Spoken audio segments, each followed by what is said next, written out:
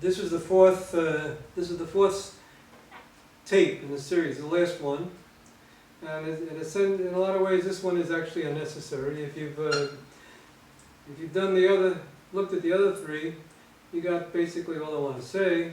There are a few little new things here. Some things are important, but this is mostly just to show that it's not just that I picked a few examples. This whole Psalms literature is saturated with similar things, and that's what, to me, one of the things that's so amazing to me is that there's so much of this stuff, and stuff that was written 2,500 years ago, supposedly. Okay, but let's go on now, and a few more left here. I'm going to do 31, 33, at this time, 37, and 42, and that's it. Okay, and 31. Ulaman shivacha tancheni utanalin. And because of, for the sake of your name, lead me and guide me. Totzieni mireshet, that we've heard that before. Take me out of the net. Zu tamnuli, that they hid for me. Okay. The naming, remember, is the way I understand it, is the naming, the pointing out of all different aspects of that add up to these moments of enlightenment when all the gestalts come together. So that's the naming process. The naming of the moments of reality. The pinkness is a reality. The grayness on the floor is a reality. The brightness of that light in my eyes is a reality. All of those are aspects of God, naming all those realities. And so it's an integrated process, an asymptotic process, adding up more and more. And like some people call it the glory, some people call it the naming. All right.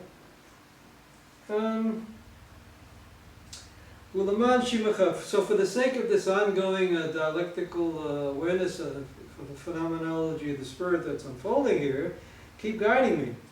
Totzieni mi reshet. So guide me away from the net of the matrix of deductive thinking, and let me flow with the inductive thinking, the moments of awareness, and let me find the final balance between the two of them. Because this net here is something that people hid. It was hidden from me. In other words, before I got to be old enough that I could conduct my own education, I was educated, indoctrinated with all this stuff. And in fact, in some ways, I even indoctrinated myself by letting myself getting away with all kinds of stuff, and letting these childish habits that I had, for example, being a crybaby, whatever it is, letting them freeze up into my personality as an adult now. In a sense, I even double-crossed myself. So now that these things are established as habits, I'm not aware of them. They're hidden. So that's why it says here that they hid from me. This net that they hid from me. Whether they hid it or I hid it from myself doesn't matter. The point is that without awareness, without shifting over from the stress on rational thinking, we don't even know about it. Okay, kashal ba'avoni kochi. Kashal ba'avoni kochi. I stumbled in my evil. I failed in my evilness. I failed in my powers. So my powers are less than they could be. That's what they call in Gestalt therapy having holes in your personality, undeveloped potential. Va'atzamai asheshu. Two words we've seen before. Atzamai, that's the one that means usually mistranslated as bones, but in my case I would say it's essences, the pure ideas, the macrocosmic ideas that are the origin of my true self here, the alpha myself. Asheshu, they've become diminished, weakened. Okay, because of the sins, how I screwed up my powers here, my essences, my pure ideas are now diminished, so that I'm just driven by weak gestalts, not strong gestalts. I'm like just a shell of what I could be. Later on in the same psalm, Ma Rav Tuvacha Asher Tzafanta Lire'echa. How great is your goodness that you hid for those that fear you. Pa'alta lachosim bach, that you did for those that rely on you. They rely on you, neged b'nei adam, neged b'nei adam, and against other people. So, how great is the good that you have hidden for us, that you set up for us, for the people that rely on you, against the powers of other people. So again, society is the villain in this particular sentence here. And on the other hand, people that withdraw from that system, like Moses going into the tent of meeting, or people doing Hebrew to do it, Moses talking to God and often by the side of the road, and Tevye and fiddle on the roof talking to God by the side of the road. All of those examples of freeing ourselves from the net and the good is another word for God here. The power, the encompassing power of the action that could pull us forward or back to the messianic experience, or pull us back towards the origin, the true memory of our true selves, and you might say. That is the good which you have hidden from us, and we'll get to it if we do this process or something like this. And that's a really big deal, that good, or that, okay? That the word of God that could be coming here is a big deal. Tastirem beseter panecha meiruchsei ish. You hide them in the hiddenness of your face, from the clutches of people. Well, now the hidden face here is we're talking about the macrocosmic world of pure ideas.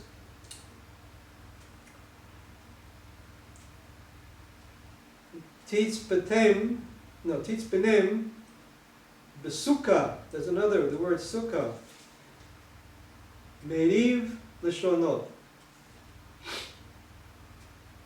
Hide them in the sukkah. The sukkah is, it's the holiday of sukkah. There's a tent, and the tent there is supposed to symbolize this pure world of pure ideas, where it's just you and me sitting here with the images, the pictures of the patriarchs on the wall and everything. So the man sitting there with his pure ideas in this flimsy tent, showing that the tent of pure ideas is much more substantial than the rest of the buildings around us. So God hides us in that pure tent when we do this kind of a process, and we build up this world of awareness, then we can find out about that tent. Otherwise, we don't know about it at all, because it's hidden from us. Okay, so much for 31. Now comes 33. Shiru lo shir chadash, a new song. Sing for him a new song. Heitivu nagen bi truah.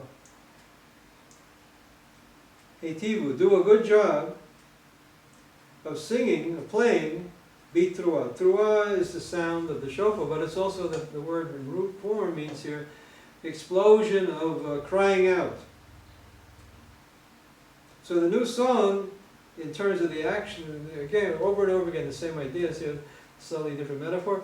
The new song is simply the new idea, the new cycle. Here comes a new explosion of emotions and the fulfillment of the action.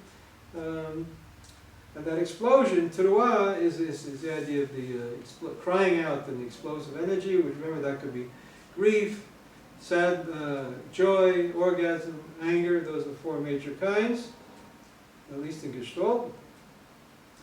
Ki yashar davar Adonai, because the word of God is straight. Remember, when the dialectic is straight, without all kinds of self-interruptions, then it flows. It's pure, and that's the word of God. But when it's kinky, like a meat patel, as you say in Hebrew, like a raspberry, then and crooked, then that's a way of symbolizing its self-interruptions. Okay. V'chol ma'asehu be'emunah. Or everything is God's. All of God's actions are, or all of the actions that come from identifying with the coming solution are based on faith, emunah. Somehow trusting that if I keep going with this silly awareness here, sooner or later it'll lead me to something. And I wouldn't be doing this work myself for 40 years with almost 700 people already if I didn't see that it does lead to something in most cases. So that you have two testimonies. You have the psalm saying that, and you have me saying that. Okay. Ohev tzedakah u'mishpat. God loves tzedakah, tzedek, being centered in the middle pillar, and mishpat. Remember, that's the idea of aesthetic judgment, judgment balancing the two sides, not just dumb deductive logic, 2 is better than 4 or something like that. Chesed Adonai mala'a aretz. That's the same old idea about the fullness, the divine light over the Or Makif and the Or Mamalei, the encompassing light, flooding the everyday light, the dead forms of our everyday habits being flooded by new ideas. The idea of the performer on top of his material, working creatively, using his junkologic forms. There it is all over again. Kones, kaned, mei, hayam, noten, ba'otzarod, tohomot. So what does God do? He gathers together, like a mound, the waters of the ocean. That's the idea of the awareness. It's an inductive ascent process here. So first I'm aware of this, then I'm aware of that, and then somehow the process itself is gathering together into more and more encompassing bundles of gestalts, strong gestalts. Noten ba'otzarot tomot. And what happens is when you do that, you establish something as a strong gestalt. Say, let's say you're working on a relationship with a dying mother that's died. So as you get more and more into experiencing the mourning, the separation process there, that separation process becomes a stronger and stronger action, a stronger and stronger gestalt. And then, from that basis of that action, if you identify with it and really get into it, then it opens up a otzarot, a treasure house, tohamot, an abysses. So if I identify with and really get into that side of myself, then I open up a whole new world of possible images and feelings and all kinds of stuff that will help me become stronger to deal with a particular action that's unfolding there. It might turn out that the action that's unfolding starts off with dealing with a dead mother, but it might turn out that there's some other action that's even more basic than that comes out of this abyss that's being opened up here. And in other words, that any particular gestalt can become a new world, a new center of consciousness. I think that's from Aristotle, the idea of the world is where the center could be anywhere and the circumference could be anywhere or something like that. So the center could be anywhere in this work here, as long as you choose to identify with it. Atzat Adonai li'olam ta'amod machshavot libo v'dor v'dor. Atzat Adonai, the advice or the ideas of God's ideas, in other words, the macrocosm ideas, li'olam ta'amod, they're eternal. The basic ideas that come out of the void, if you keep working long enough and you peel the onion long enough, are going to be the same basic ideas that the phenomenology of the spirit that philosophers have been marveling at for thousands of years. Makshavot libo l'do v'do. The thoughts of the heart of God from generation to generation. In other words, every time the cycle goes around, thesis, antithesis, synthesis, descent, ascent, descent, ascent, etc. The spiral keeps going. Each one is another generation, another cycle, another generation of the dialectic. Okay, and those are the thoughts of God's heart from generation to generation, and we are living as our lives. What we think are so important are, in a certain sense, just the embodiment of this underlying religion of more basic ideas. If you're an idealist. If you're not an idealist, this is just a whole bunch of baloney here, and you may as well do something else. All right, so Laz, 37. Getting close to the end here.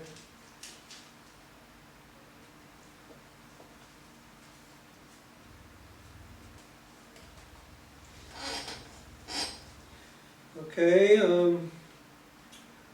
this is 37. Picking out the sentence here.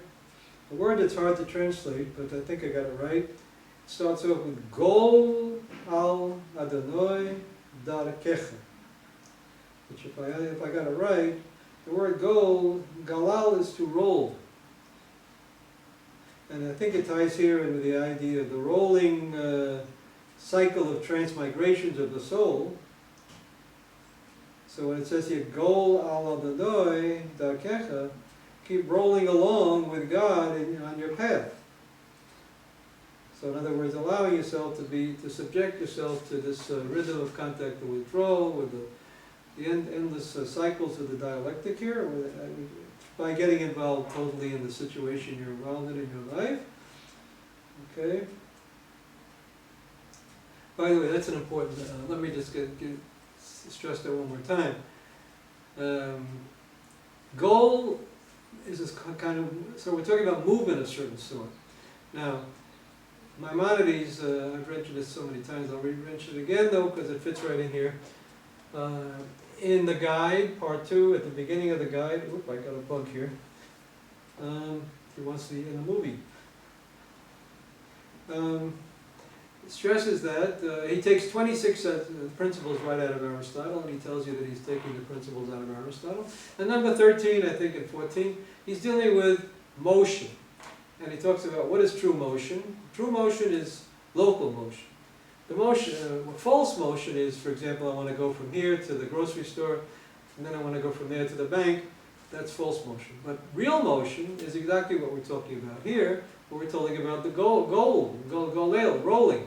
In other words, from thesis to antithesis, the motion, local motion, according to Aristotle, has two qualities. One, it's in a circle, like thesis, antithesis, synthesis over and over again in a spiral. And two, it's in one place. And what is the place? Hamakom, the place. And what is that place? That is another name for God. So being in the place you're at, when you're there, in the here and the now, in the messianic now, is exactly what we're talking about here. That's what Gestalt therapy is about.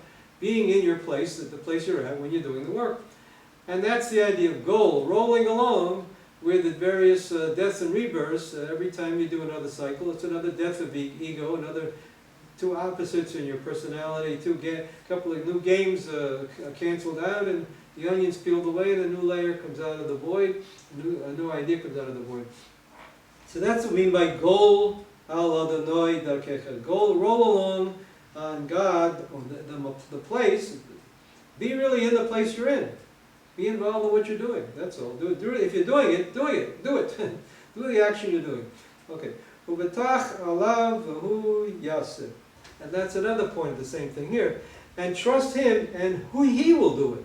So if you're really involved in what you're doing, then you don't have to make sure it gets done, because that's being compulsive. Just doing it and being involved in doing it will make it get done if it's ought to be done, and then make it not get done if it's something that not ought to be done. For example, if you're involved in something which is basically defective, and you're really doing it, then along the way you'll discover how it's defective.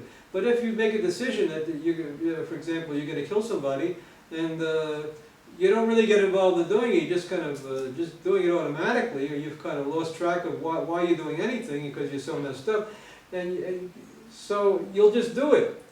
Whereas if you stay with the situation, you might discover at the moment of you're about to do it, like for example, what's his name does, who the guy, yeah, Isaac, killing his son and all that.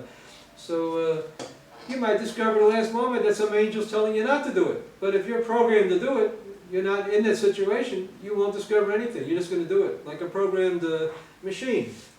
Okay? So that's the idea. Go al Adonai darkecha. Roll along with the beats of your action. Trust that God will do it. You don't have to do it. Just make sure you're involved in what you're doing, whatever it is. In other words, how do you be involved? With your awareness of the environment, with your awareness of your body, with the awareness of your imagination, committing yourself to the action, and trusting. Okay. Hotzi haor tzidkecha, umishpatecha katzorayim, and bring out into the light your justice, your righteousness, tzidkecha, and your judgments, like high noon. Right. The idea, we heard that one about the sun, you know, embodying the Metatron, the pure actor, without any kinks, burning up everything along the way. So the same thing here. Bring out into the light your righteous action and your aesthetic judgment, properly balanced judgments, and as though it's the noontime, the hottest day, the hot light of the sun. Dom ladonoi v'hit cholel lo. Be silent. Listen to the inner voice. Listen to your inner voice silently. Be silent, and don't crowd it up with too much yak yak yak. And hit cholelo, hope. Hit cholelo in that case means hope. Look, identify with the coming idea of the action, and expect that. Expect the unexpected, as they say, and don't impose your own verbiage on that. Stay with the action that comes, with the talk that comes out of the action, and not the action that comes out of the talk. Okay, Adonai Yischak lo ki ra'a ki yavo yomo. We talked about that so many times already. God sitting up there, or your conscience, or your ability to be open to here and now ideas, is sitting up there looking at your other self doing these dumb things and saying, knowing that even if you're doing a dumb thing now, in a bit you're going to somehow find your way out of it. So you illuminate it with here and now energy, and that will lead you somehow or other out of the impasse. Even though it might look as though you're stuck in that right now, there's a part of you that's aware enough to laugh and to negate those negations. Okay, to be objective about it, not just be stuck subjectively in it. Ki yipol lo yutal. Remember, that's the idea of the descent in order to ascend. All the time you get stuck in the contact of opposites, you go into the void, withdraw, and get the new idea, and that's the essence. So each time is a certain faith that even though I get stuck here and I go into my void, I'm not going to fall completely. I'm not going to just fall apart, have a nervous breakdown. Rather, in the void, I'm going to find some, like Superman, I'm going to find some new ideas there. What's the idea, like Procrustes, I think, the one that every time he lies down, the Greek hero, he gets new energy or something. So even though you're falling half the time, you're not being cast down into the pit, into this total annihilation. It's a way of getting into the other side, the darkness, the night side, so that you can be reborn in a sense and revitalize the forms, the dead forms. Ki Adonai somech yado. Okay, good. So you're always being supported by the new action that's coming forward, and even though it looks like you're in trouble for this beat, somehow you have faith that the action will somehow move forward. It's sort of like in a tragedy, a well-built tragedy. You know, even though there are moments when the hero looks like he's done for, somehow or other, the overall action, which might end up killing the hero, like Hamlet, unfolds with its truth, regardless of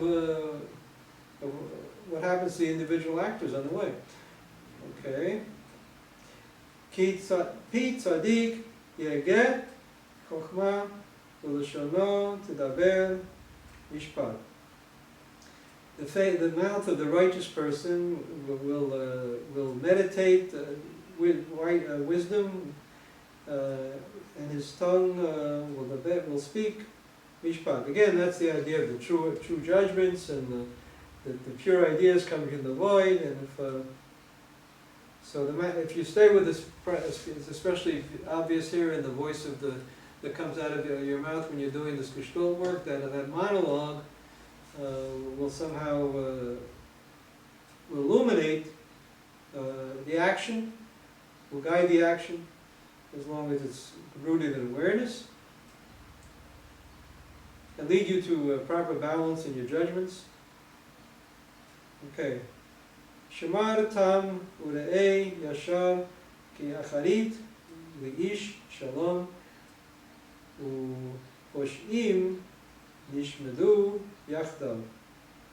Acharit v'shayim nichrata. Okay, that's a very important idea. Let's go get into that for a minute. And again, Shamar tam ure'ei yashar. Guard your naivety and see the straight and narrow path here. Ki acharit le'ish shalom. A man of peace has acharit, ki acharit, future to the man of wholeness and peace. Okay? And on the other hand, the poshim, to the sinners, nishmadu yachtav. They are destroyed, annihilated. Acharit, rashaim, nichrata. The future of the is cut off. Now this reminds me, I've mentioned a few times the work of this person. I'm not saying any names, but I think I mentioned the one that got into the world of fantasies, childish fantasies, as the third fantasy in the series, and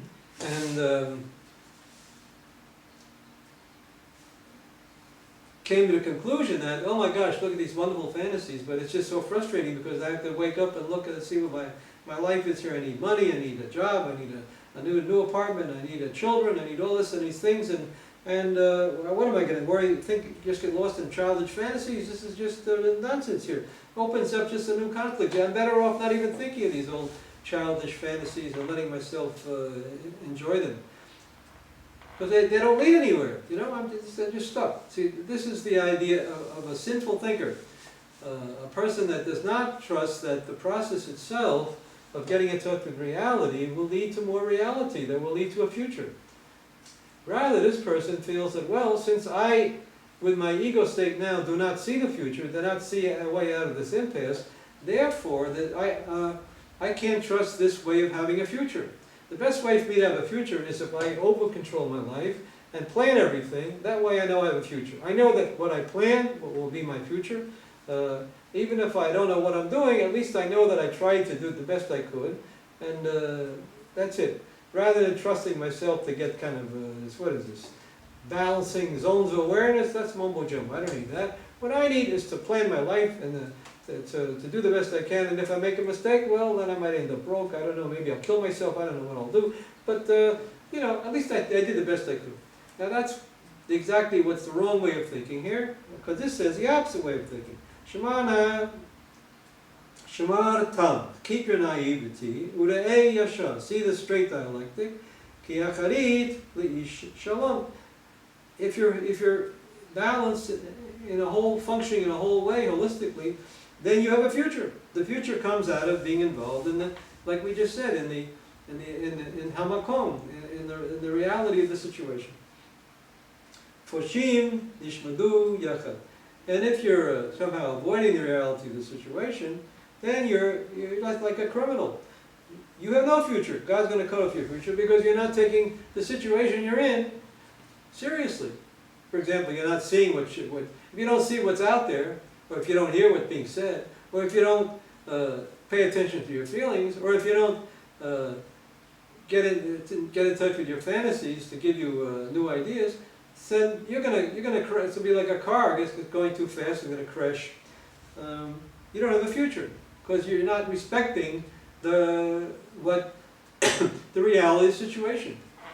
Some psychiatrist once said, if you don't deal with the reality of the situation, then the reality of the situation will deal with you. Which is another way of saying, you know, if you don't trust that the reality will give you a future, then the reality of the situation will make sure you don't have a future. Something like that. Anyway, okay. Last part of 37. Yifalatem me'erishayim v'yoshiyim ki chasu vo. God redeems them from evil and gives them salvation because they rely on Him. That's the same thing. To rely on the reality situation, the reality of the situation, all the flow of the dialectic. Okay.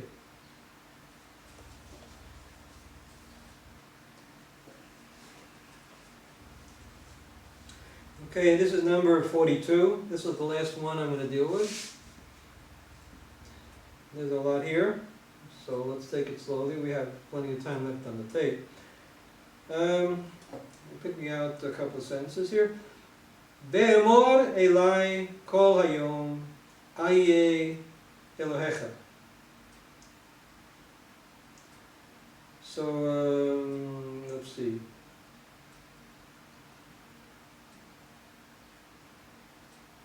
So in other words, it's saying here, I was very unhappy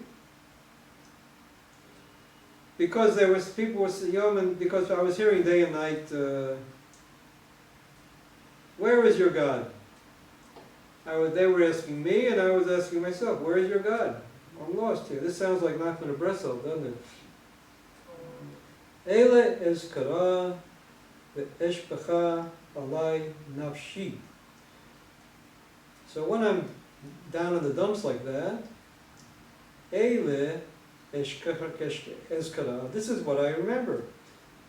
Ve'eshpecha alai nafshi. And I pour out on myself, on my soul. So here he's describing a typical situation of getting to the opposites, the impasse, and wondering where is God in this situation? I can't find God. I'm lost here. That was a favorite mantra of Nachman of Brechtian, and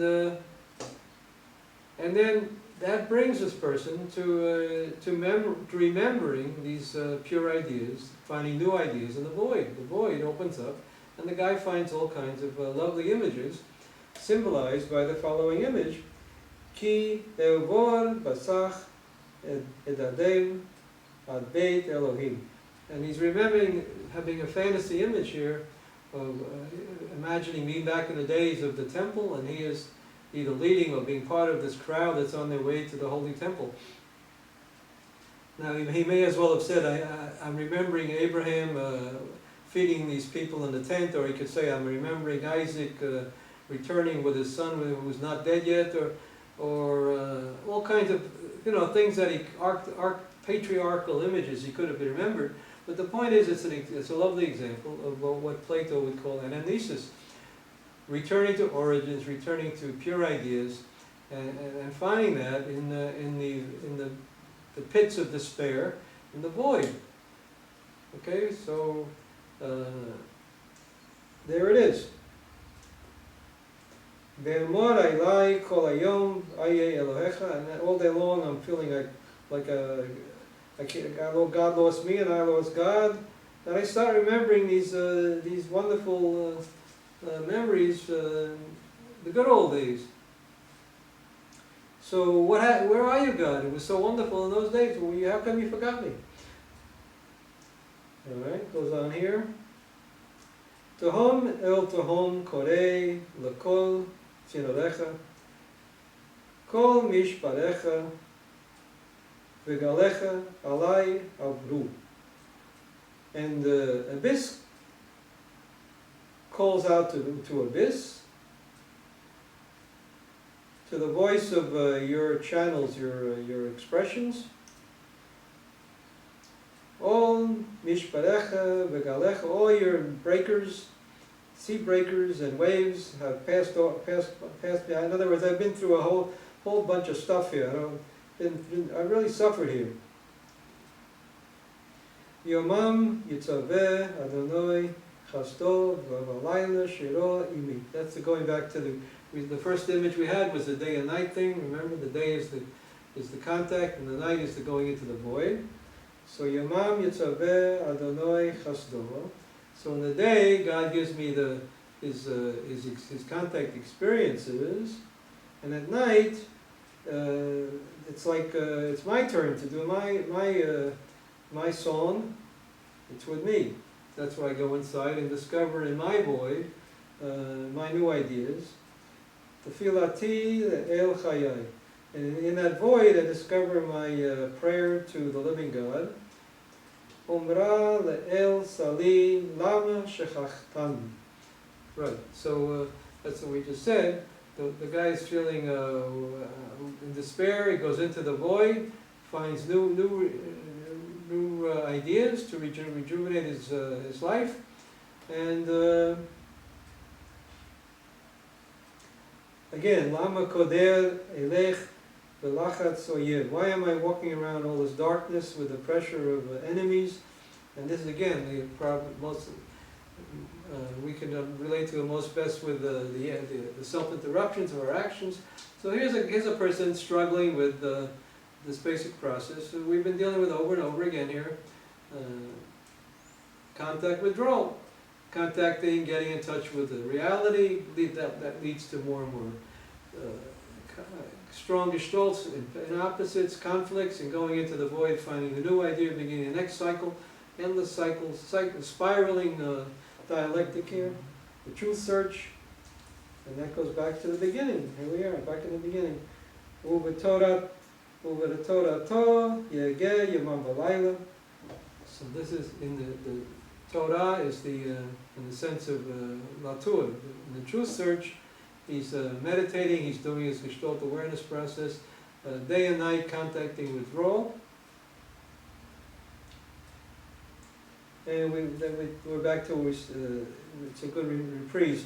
So in a sense, we basically, I feel that I've said enough. I've covered so many different aspects of this thing here. But in a lot of ways, I keep saying the same thing over and over again. Just it's like the blind man and the elephant. Each of these psalms is a different aspect of the elephant, and it's a good example of why this stuff is poetry and not verbiage. You know, there is so much stuff that people can pray where they just read endless tracts about how wonderful God is or how this and how that, which are not really actions. But this, if you really get into these texts here, they really are examples of action. So it's the idea of poetic action, which is the words are somehow or other giving us a way to deal with our lives. Rather than verbiage, what they call verbiage, they call in the Gestalt therapy elephant shit. So this text, these are words, but they're not verbiage. They are words which are tied in with, if you really get into what they mean, and I'm not saying, you know, then if you really get into what they mean, then they could be a way to work through a lot of stuff in life. The way I personally use them in my work is to, when I talk to somebody about what they're doing, I'd rather, it'd be nice if I could, particularly if I'm dealing with a person that's oriented towards Israel, and I'm in Israel here, and the person is open to hearing some of that, you know, Jewish metaphors, rather than talking about the, you know, the retroflexion and induction and implosion and all that stuff. We could talk about it in terms of the Psalms, and it's still, or if I'm dealing with actors and I want to call my work a Jewish theater, or a Jewish sacred theater, or a Jewish whatever theater, then this gives me a way of legitimizing that, even though basically I'm not doing anything different than somebody like Stanislavski or Brecht, or somebody would be doing it. If they would be talking maybe in terms of Hegelian or Marxist dialectical theory, and I am giving over this stuff in terms of Kabbalistic ideas, using you know, the Psalm metaphors or the Exodus metaphors, whatever. I could talk. You can use Likate Moran. I could use Tanya, whatever I happen to come up with. That somehow or other has something to do with Judaism. And that's basically all I'm saying. I'm not saying that there's something here that's not elsewhere. There's not. I don't see anything here that I haven't found in a dozen other places in my search over in my life. You know, in the different fields I've been dealing with, theater and therapy and religion and philosophy.